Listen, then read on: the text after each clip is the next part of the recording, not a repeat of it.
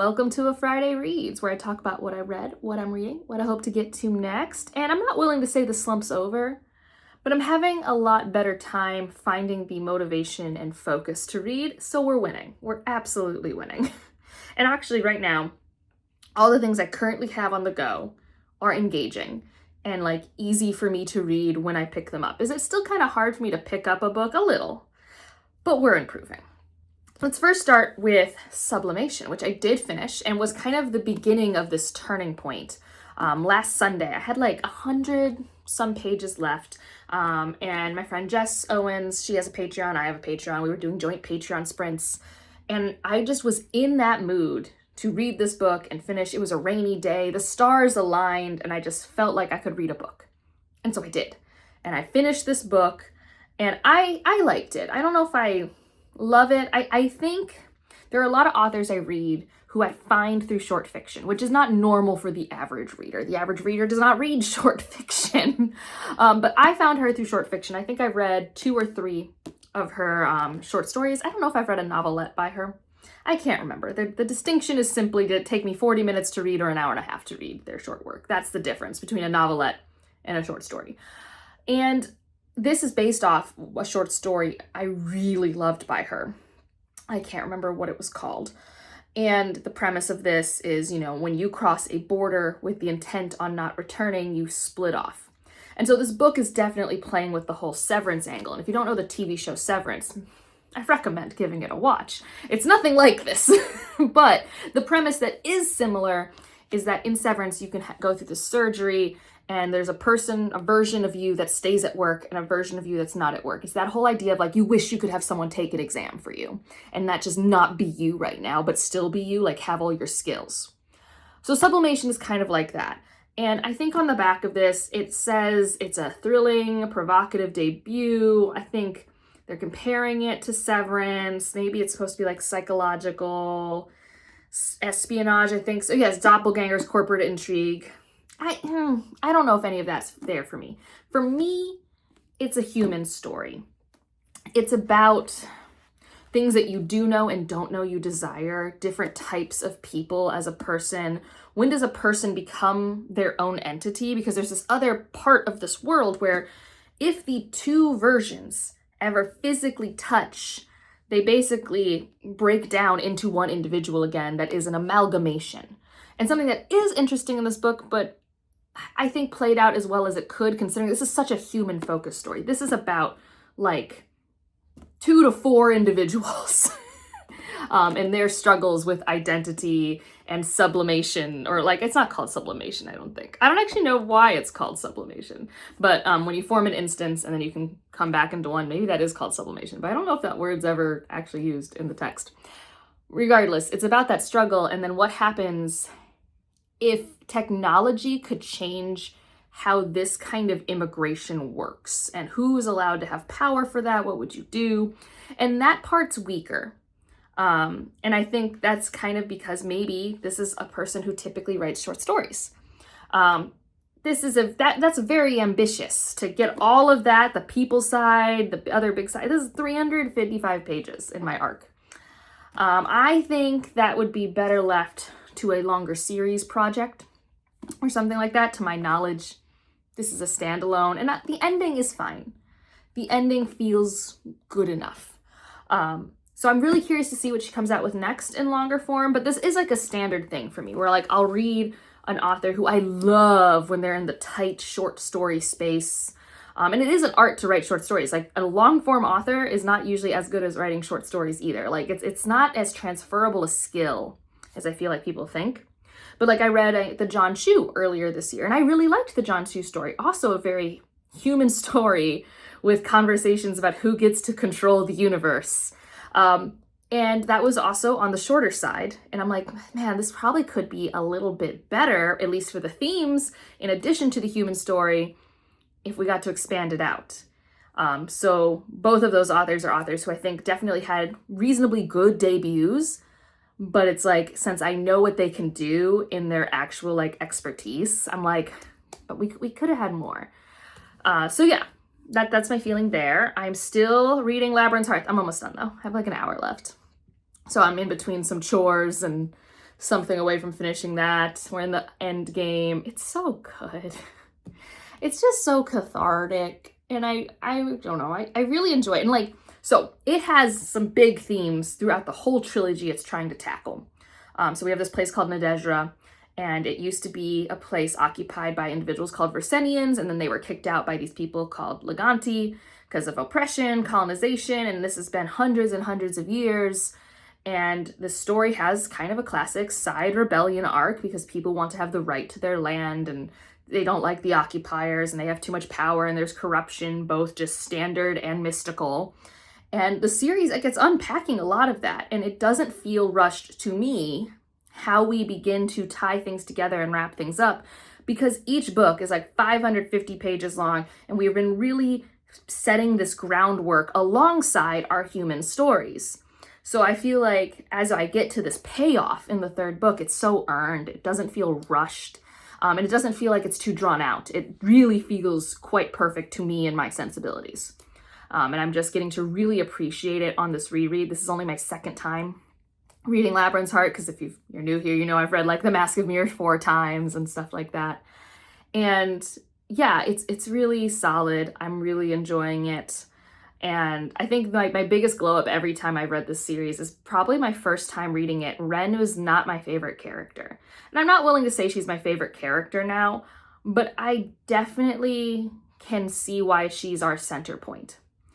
There were definitely just other characters I enjoyed following more, especially in The Mask of Mirrors, but I can see why she's our center point, and I've easily come to root for her more and more. So that's my audiobook. I have been reading A Short Story a Day in Uncertain Suns and Other Stories by Thomas Ha, another short story author I love. I don't think currently we know of any long form that he has in the works. And so in this collection, we've got 3 that I've read: Window Boy, Cretins, and The Mub. And I won't go into like each of these. In general, something I've noticed he really likes to explore in his works is characters who are in a world that is changing and aren't necessarily parts of the world that are trying to change it. There's a certain passivity to the characters he chooses to explore. In Window Boy, it's like a young child who's about to go off to school, and we're like learning about this world and how it works while he's interacting with another young individual, probably close to his age, who does live a very different life. And we're trying to figure out, is he being tricked? Should he be more gracious? And all of these kind of have these horror, sci-fi thriller undertones to them. The Cretin is, I'm trying to remember the Cretin. Oh yeah. Cretin definitely has conversation about chronic disability or homelessness, and like how our society will temporarily acquiesce, but what the default state is, how that can affect an individual. Like that has some like psychological horror tinges to it. And then The Mub, that one I'm still like, it's like, I think he does well. Is he has a lot of tension. They're really engaging stories. They don't overstay their welcome. They're tight. And every time I'm like, I feel like I've seen this thing before. I bet XYZ is going to happen. And then it's like, no, it's actually like CDE. Like it's still in a range of things that make sense, but I'm always slightly surprised. So this has been a very solid collection so far. And next one is House Traveler. Don't know anything about it, but that's what I'll next be reading. I'm reading it with Evie and Matt and maybe some other people in my Patreon side of the Discord. It depends, because a bunch of us, we've read enough Thomas Ha at this point, because we've read In My Country, which has like been in so many like awards. If you want to read just like one story by Thomas Ha that's free on the internet, In My Country. And then the titular story in this collection has been up for novelette in quite a few awards, which is why all of us were like, we should just get this collection. Like, why not? And then the book I'm reading, because I have book club next week, and I'm glad I picked it up when I did, because I am making reasonable progress, I think, for myself and my current state. But it's definitely taking me longer to read a physical book than normal, and I am really enjoying reading this physically. I don't necessarily want to stop. And that is Death of the Author by Nnedi Okorafor. And I'm really actually quite enjoying this. I still don't know what genre it will become. Like, if I was reading this not knowing who Nnedi Okorafor was, not knowing that it's up for awards in sci-fi genre fiction. If I'm just a person who bought this off the shelf with none of that knowledge, right now, it reads like general fiction. Right now. Like, kind of like general fiction, like, it was reminding me a little bit of a Kweki Emezi style, especially because Kweki Emezi is Nigerian, Nnedi Okorafor is Nigerian American, and there's a lot of like cultural overlap in what I'm experiencing in the prose. Our main character here, Zelu, I will say something that is very fun about the narrative framework of this is there's some dramatic irony here. We don't know as readers what's happened to Zelu. I don't know if I'm saying her name right. I think it's Zelu. I will look it up later, and if you happen to know, if you like listen to the audiobook, feel free to gently correct me down below. Because like I said, I've been really enjoying physically reading this, which means my brain does not know quite how that E is supposed to be pronounced. Something's happened to her. We know that. Like at the start of this book, there's an interview with, I think, an older sister, the eldest sister. And we're like, okay, so am I supposed to take death of the author literally? Is like that what's happened to this author? And we're now just like getting flashbacks and interviews into her life and her process and this great work that she's written about these rust robots. That rust robot, where we get segments of that story so far, that is a sci-fi story, but it's also very clearly stated that like this woman, her genre was not science fiction. She got a creative arts master's. She was writing a different book that no one was purchasing, and then her lowest lows wrote this book that then explodes. And I think she primarily lives in Chicago. So she's diaspora, Nigerian American. She's also disabled, paraplegic. And she's a very like interesting person to be in her head. And the writing style is by far my favorite that I've read from Nnedi Okorafor, because I've read a lot of her works. I've read Lagoon, I've read all the Bintis, I've read Remote Control, I've read Noor. Like, I've read a lot of Nnedi Okorafor, and the novellas have been my favorite, not the Bintis so much, but Noor, Noor, and Remote Control, I really quite enjoyed. This is by far my longest I've read by her, and I'm just very intrigued, and I'm really enjoying the writing style, which is, again, something I associate with my experience reading general fiction more than science fiction. And I'm curious if, to me, this will feel like an actual science fiction book by the end. I don't know what's going to happen, because, again, there's this dramatic irony that we know something's going to happen, but I don't quite know what it is. So I'm enjoying it quite a bit, which is exciting. And nice, because again, per my TBR video this week, all I want is to be engaged. That's it. I don't care how much I'm reading a day. I care that when I'm reading, it helps me be immersed, because that's tricky for me lately. Like, my brain is just like firing off on all cylinders in a very distracting way, and so centering it feels good. So yeah, I mean, by the next time we check in, hopefully I've finished or gotten most of this done. I'll have finished Labyrinth's Heart. I haven't decided if I'm going to do this as audiobook or physical, because I've done it for both for Stephen Graham Jones, but my next audio could be I Was a Teenage Slasher. I wouldn't necessarily be against that. I need to check the audio narrator, because I have had good luck. But also sometimes, because like I have a sense there's going to be a voicey character, sometimes I like to do the internal dialogue on my own.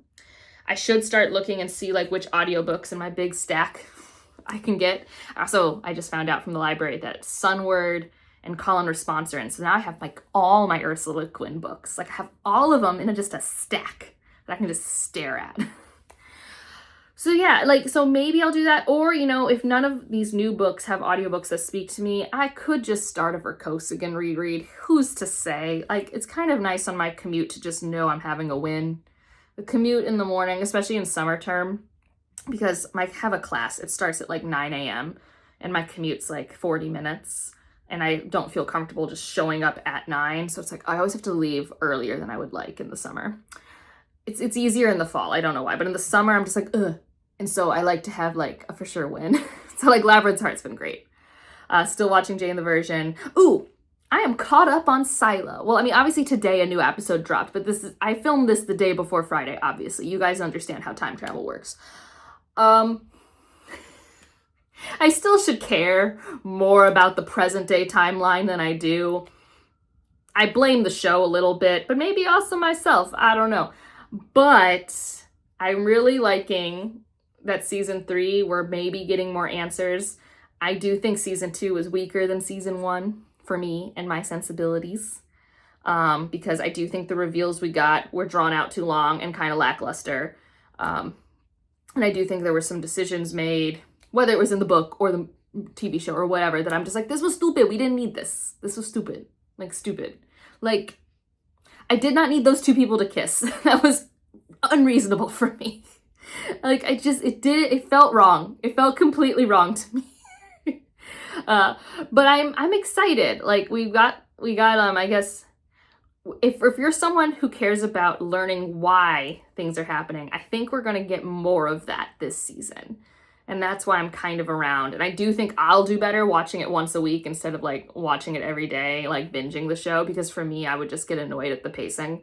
Because I don't think the pacing's right. I don't think they've proven to me every episode should be an hour. Like, no. I mean, it's not like they're bad. But like, if you're going to be an hour of TV, you got to convince me. Like, TV is like, I don't know. Like I say, I'm more willing to let people be indulgent with movies. TV, it's like a short story. Like, it's gotta be tight. There's a momentum. There's a pacing. That's my opinion. So yeah, and I think next we're gonna pick up and try and catch up with House of the Dragon. And then once we're caught up on that, I'm gonna finish The Bear. I think those are my TV thoughts. So yeah, what are you reading, doing, watching? We finally have just normal summer temperatures. It's glorious. It's not too hot. I mean, it's still kind of hot, but it's not like too hot. It's not insane. And if you just want to leave me an emoji to let me know you're here, sorry, let's just think. We already did sublimation last week, which I learned I was correct on the definition. Let's do a robot for Death of the Author. And otherwise, like if you liked it, subscribe if you want to, and I'll see you in the next one. Bye.